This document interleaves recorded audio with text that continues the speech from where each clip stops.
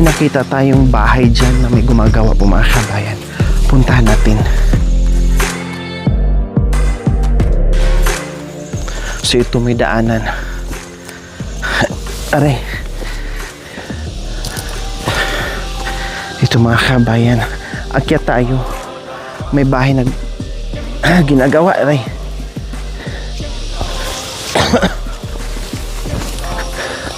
Hi! Ay! Ikaw pala yan, fishball. Bahay mo yan? Ha? Nung kailan lang walang bahay dyan, wala ka dyan. Ngayon nandyan ka na pala. Ginagawa mo pa lang. Oh, wow! Ang gusto kong bahay kubo po mga kabayan na kugon. Pero ano nangyari sa kugon mo? Naulanan ng naulanan? Pwede pa yan? Ha? Oh, good morning. Si Fishball to mga kabayan. Ito yung tumutulong sa atin. No, kapag mayroong bayanihan mga kabayan, nandyan siya. Hindi ako akalain na dito siya nakatira kasi ilan-ilan lang ang bahay. Bakit dati saan ka nakatira? Villa Maria? O bakit lumipat ka dito? O ilang buwan pa lang kayo dito or ilang weeks pa lang kayo dito? Ilang araw pa kayo dito? Bago pa lang? Isang buwan na. Nagulat naman ako sa iyo. Akala ko doon ka sa sa malayong lugar. O sige. So ayan daw po mga kabayan, gumagawa siya ng bahay dahil umuulan po mga kabayan. At meron pang kapirasong natira. Kunti. Kunti na lang. Okay, sige. Para bubong na lang ang problemahin mo dyan dito kasi sa mga kabayan. Wala akong ilaw. Ha? Wala akong ilaw. Wala kang ilaw? Okay lang, meron ka namang flashlight, fishball. Dalawa ang battery. Yung flashlight mo sa ipa.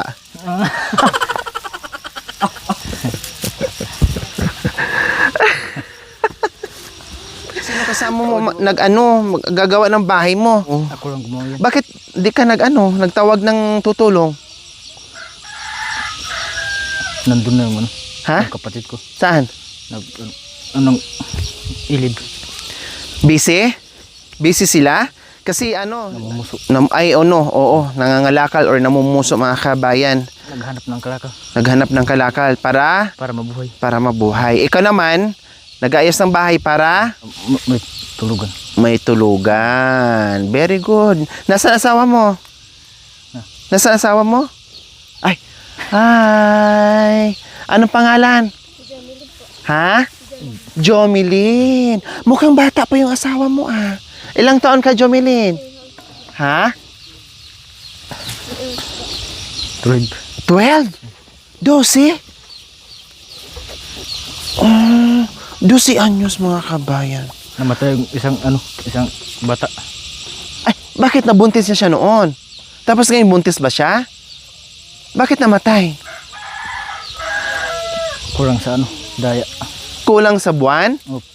Oh, premature siguro, Max. 7 months ka lang nanganak noon, Jovelyn? Ay, Jomilin, 7 months. Tapos namatay. Hindi nakayanan. Tapos ngayon buntis ka ulit. Ilang buwan na yung tiyan mo?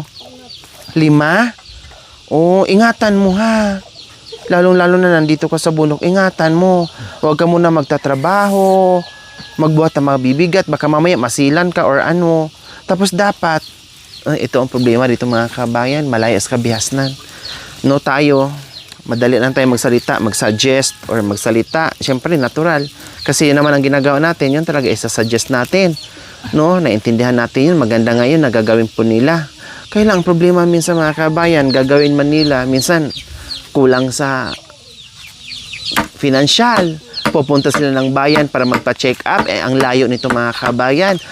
Kung ang pamasahe pa lang or yung gasolina mga kabayan. Diba? Yung bang mag-prenatal, check up, yung alaga sa buwan-buwan. Diba? Merong ganoon pag nagbuntis, kailangan magpa-check up buwan-buwan. Kasi may mga hospital ngayon mga kabayan na hindi sila tatanggap kapag nanganak na walang check-up. Magagalit yung doktor, magagalit yung mga nurses. Siyempre, hindi alam mga kabayan, no, kung anong story o anong history ng pasyente ng mga nganak. Kasi walang record. Magagalit sila. So, kailang, ang problema dito sa bundok mga kabayan, paano nila magagawa yung check-up, yung monthly check-up, or yung dapat lang gawin mga kabayan habang silang nagbubuntis. Kasi nga, ang layo nila sa bayan. 'Di ba? Yun yung problema eh. Kaya, yung suggestion natin, yung gusto natin na mangyari sa kanila, hindi talaga lang magagawa mga kabayan. Dahil sa distance, dahil sa layo, and then sa kakulangan ng financial. Anong gagawin? Hindi naman sila makarating sa bayan. No, kung may motor sila, hindi naman na-under kung walang gasolina. Kung wala din silang gasolina, maglakad sila, abutin sila ng 10 taon bago makarating sa bayan. Yung mga ganun, 'di ba? Tapos, sa bagay mga kabay, may mga umaakyat naman din po dito, no, mga para bang mga medical mission mga kabay. May umaakyat din po dito na masisipag natin mga doctors at mga nurses natin. Ang problema po mga kabay, pag nandiyan, hindi din po sila sisipot, hindi din po sila pupunta. Kasi may takot din po sila mga kabayan, kumbaga, takot sa injection. May mga paniniwala din po sa mga kabayan, no? Then, siyempre, hindi naman pwedeng uminom ng gamot mga kabayan, no? Alam naman ng doktor yan, ina-advise naman sa kanila. Yung mga check-up lang kung anong kalagayan sa mga sanggol na nandyan sa sinapupunan mga kabayan, no? Kaya lang po, ang problema is, yun nga, minsan pag meron tayong mga nurses, mga doktor na umakyat dito, minsan wala sila dito, minsan hindi talaga sila pupunta, so yun nagiging problem. Pero gumagawa naman din po yung lokal natin dito sa may mga medical mission sila or may mga monthly check-up sila na pupunta talaga sila. Mismo nang lumalapit yung mga doktor sa mga nurses. May venue nga lang sila dyan banda sa baba. No? May nagtitimbang ng bata, nagbibigay ng mga injection, vitamins, etc. etc. Kailan minsan hindi sila pupunta. Yun yung nagiging problem. Okay, sige. Jomeline, 12 years old ka lang. Hindi ka na nag-aral? Tapos, pero tapos ka na. Oh, anong taon ka? Ilang taon ka nung nag-asawa? 3 taon. Ay, oh, 3 raw. 3 o 2? 3. 3 taon? 3 taon na kayo nagsama. So, 12 siya ngayon, 12, 11, 10. So, mga 10 years old sa... Mga 10 years old siya, nag-asawa na kayo. Oh. Ilang taon ka ba? Ilang taon ka na? 21 years old. 21. Tapos, nag-asawa... Ikaw okay lang kasi 21 years old na. Pero nag-asawa ka ng 10 years old. Oh, masarap talaga tirahin. 10 years old, nag-asawa. Tiradurin ko talaga to. Tara-tara. Pag hindi ka nag-asawa kang kasama. Nangatwiran pa talaga.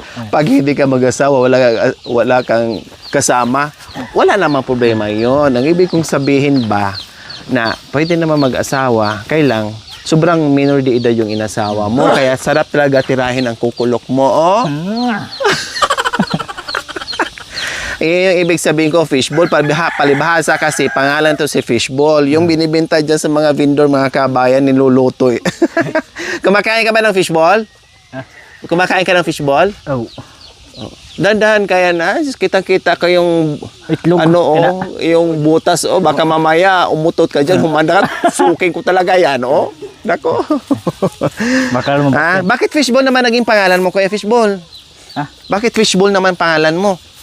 Sino nagbigay sa'yo ng pangalan? Or mahilig yung mama mo kumain ng fishball? Wala namang fishball sa bundok, ha? Mahilig siya kumain. Mahilig siya kumain kasi walang fishball sa bundok, ganon? Or pag pumupunta lang siya ng bayan? Nangangalok ka, yun yung kakainin mo. Pag nangalok. Ay, Diyos ko, fishball ang pangalan, grabe. Saan naman kayo nagkita ni Jomeline? Bakit inasawa mo ng 10 taon pa lang si Jomeline? Dito po sa isang bahay. Nagkita kayo dyan. O, tapos niligawan mo, tapos inasawa mo na kaagad. Hindi mo man lang siya inantay na makatapos sa pag-aaral. O kahit malang pag-graduate ng high school o pagpatong ng 18 years old. Naantay man lang niya yung debut niya. 10 years old agad, inasawa mo. Ayusin mo pag ano ha. Kasi buntis yung asawa mo, ayusin mo na walang tulo yan. Kasi mamaya magkasakitan ng asawa mo. Mahirap pagkasakit ang buntis kasi hindi makainom ng gamot. Mabasa yung apoy. Mabasa yung apoy? Oo. O mabasa yung aypa? Kaya, Anong ginagawa mo dyan, Jomelyn? Magkakape ka? sa ita nangangangoy. Nangangoy Nangangoy na lanom. Nangangoy na lanom. Nag-init ng tubig. Ano bang ulam nyo? Walang ulam. Ay, wala pang sinaing. Ay, walang mga laman. Bakit nga eh? Wala pang maisaing? Ah, Walang bigas? meron. Meron. Sa bagay, pag umaga kasi mga kabayan, hindi sila Pag kumain kang kumakain ng kanin. ganyan, matamali kang kumain. Pag Pag, ganyan. pag umaga, Pag ugti aloy na, masarap kang kumain. pag tanghali na. So sa umaga do po mga kabayan, matamlay sila, hindi makapagawa ng trabaho kasi busog na. Kailangan tanghali na sila kakain. Ay, ganyan. Para- Sa amin ang paglagay ng kuya, hindi ganyan. Halimbawa, ginagayin tapos binabaluktot pa yung ganyan, tinutuping ganyan, ibig sabihin, para makapal, double ang tawag doon. Sa inyo, ganyan lang. Ganyan. Pero kinakapalan nyo. Sinisiksik. Buti nga marunong ka na. Hindi ka nagagastos na mag-uupa ng tao na gagawa sa bahay mo. Ganitong bahay okay na, ayos na. Ganito naman halos mga bahay nyo eh. 'Di ba? Ganito. Oo. Ako nga po mga kabayan, Diyos ko, gusto ko matulog sa ganito. 'Di ba? Gusto ko matulog sa ganitong Ilip. mga kabayan. Malamig, libre yung aircon. Tapos ang sarap-sarap dito humiga sa kawayan, mga kabayan. Lalo tanghaling tapat na mainit. Kung dito ka humiga mga kabayan, parang binabayo ka ng aircon o electric fan. Masarap matulog dyan. Sige, tapusin mo muna yan. Kung piraso na lang yan. Habang nag-iinit at nag-aantay ka sa asawa mo. Anong ilalagay mo dito? Ganun din? Ganito. Tapos ito, ay malaki-laki pa pala ito. Kasi ito, di ba? Ganun ko. Oo nga, pero ito, kugon din. Tapos tanggalin mo to, gawin mong dingding. Di ba? Sige, tapusin mo lang yan para matapos na yan dyan. May mga bukod dito sa anong ginagawa mo? Kuya Fishball, anong ginagawa mo? Malamon. Malamon. Ano? Nagdadamo. Oo nga, anong dinadamuhan mo? Yung gabi. Saan? Diyan sa baba. Meron ka ring dinadamuhan ng mga pananim. Pero wala nang damo. Wala nang damo. Siyempre, Nagagawa ko ng nagawa mo na. Nagaantay ka na lang na lumaki yung mga pananim mo para pang benta. Buti hindi ka na ngayon pumunta sa bundok at manguha ng puso ng saging. Ito muna tapusin ko. Ito muna tapusin mo kasi tag-ulan na, no? Ulan na. Mahirap. Baka mamaya magkasakit na naman yung asawa mo. Ibig sabihin para mga kabayan, may isa na sana silang anak, no? Yung nga lang hindi na buhay dahil premature inanak po mga kabayan, no? Yung iba mabuhay naman, may pamangkin akong premature mga kabayan, matalino nga eh. 'Di ba sa UP, graduate UP Diliman. Premature 'yun. Pero ito hindi ko alam kasi yung iba hindi makarecover po mga kabayan. So ngayon sana may anak niya ng maayos at sa tamang buwan po mga kabayan, no? Kasi nakadalawa na pala ito. Straw yung gamit niya. Ganito naman ang ginagawa dito mga kabayan. No? Istro. Pag wala ka ng alambre, ganito na lang. Para mabilis. Yung iba kuya, yung parang baging. Alam mo yun yung nasa bundok? Yung mahabang ganon? Ano bang tawag sa inyo niyan? Yung baging tawag sa amin yan eh. Tali ng bundok. Yung tali ng bundok. Yung may diwi. Oo, ano ba yun? Yung mahaba nga. Pangtali dyan, yan ang ginagamit sa amin eh. Yung iba. Yung iba naman, niyog. Inyog. Nipisan, di ba? Yung ganun. Patibay din yun, yan ang ginagamit sa amin. Ng niyog. Ayusin mo kasi baka mamaya tutulo. Kundi mabasa din kayo dito sa loob. Kumusta ka, Ate Jumelin? Okay naman. Okay naman. Nag-asawa ka, 10 years old, diba? Anong sabi ng mama mo? Hindi. O, pumayag na din siya nung inasawa ka? May nararamdaman ka ba? Wala naman. Pero parang hirap kang huminga. Saan? Masakit ang Masakit ang dibdib. sikmura mo. Masakit ang sikmura mo. Buntis ka ba? Parang alit ang tiyan mo, no? Ganun mo nga. 5 buwan. Ilang kayo magkakapatid? 5. 5. Bunso Namatay ka? ang isa po. Oh. Bunso ka or panganay? Nandun po. Bunso po. Pang-ilan ka? Panganay po. Ikaw yung panganay? Nandito yung panganay. Kasama, dito nakatira? Kumusta naman Kan mo, Kuri? maaga Bawal ka na na. asawa mo, Ate Jomelyn? Ha, ayos lang? Ay. Anong ginagawa mo dito? Naglalaba. Naglalaba. Saan ka naglalaba? Sa Cebu. Sa Cebu, dahan-dahan ka, madulas ka ha. Buntis ka pa naman. Doon saan po. Naglalaba po ako. Ganun din ginagawa mo. O okay lang yun, pero dahan-dahan ka maglaba. Kasi madulas. Ang dulas ng daanan, lalo pag ganitong Umuulan. panahon, tag-ulan. Hindi ka na nag-aral? Anong grade ka lang? Hanggang anong grade ka? 7 po. Grade 7, sayang no. Sayang. Ano na lang sana, ilang taon na lang ay makapagtapos ka na ng high school. Saan naman kayo nakita nitong asawa mo si Fishball? Dito po. Anong nangyari? Sa bahay niya. Pag-uwi po dun po. Tapos, Tapos sana yan. Dun po. nanligaw sa'yo. O tapos, nung nanligaw sa'yo, sinagot mo? Hindi. Bakit hindi mo sinagot? Kasi nag-aaral ka pa. Oh, paano naging kayo? Sana man daw. Ha? Sa po na Siya po ang, nauna po. siya ang nauna. Niligawan ka niya. O tapos pagkatapos nung niligawan ka niya, nag-oo ka. Pumayag ka. Binayagan ka rin ng mama mo. Dinutihan ka ba? Anong dinuti sa'yo? Sabi, yung mga kapatid po. Hindi nag-asawa ng matalim. Anong dinuti sa'yo? Anong binigay ni ni Fishball sa'yo? Manok po. Manok. Ilang manok? 20. 20 na manok. Yung puti. Yung kal. Dami nun na. Nabigyan ka ng kalabaw. Ayan, tamang-tama. Okay na? Ha? Isa Or pa. kulang pa isa. O sige, tapusin mo na.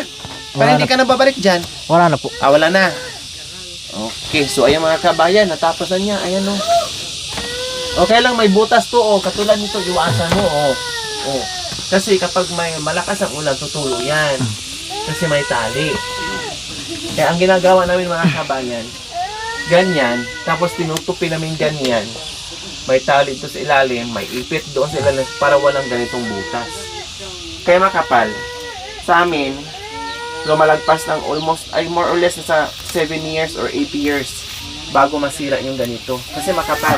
Isang ganyan, tapos, di ba, ganyan, ito yung ito yung pugon, ganyan, itutupin ganyan. Kasi meron gumagawa sa amin na very expert sa ganito mga kain. Tutupin ganyan, may tali ito sa ilalim, may ipit dito na kawayan. So super tibay siya. Kahit nga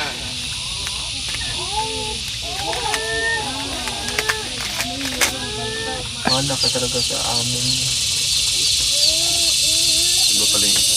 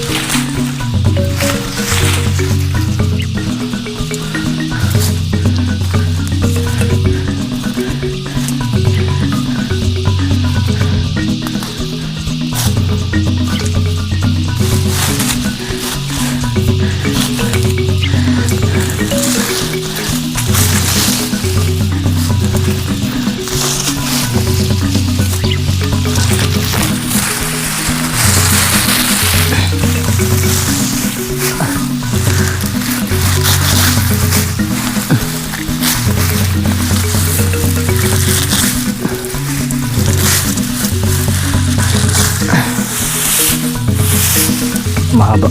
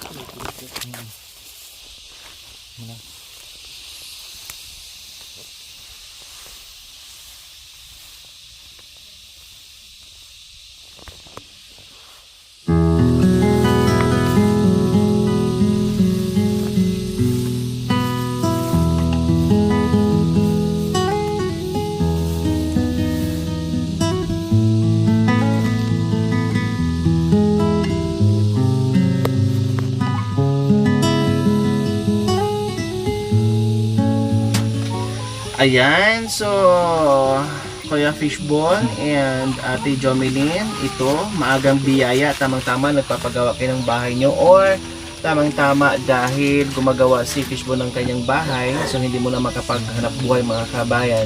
So alalay na habang matapos tong yung kanyang bahay mga kabayan, no? Kasi kayang kaya.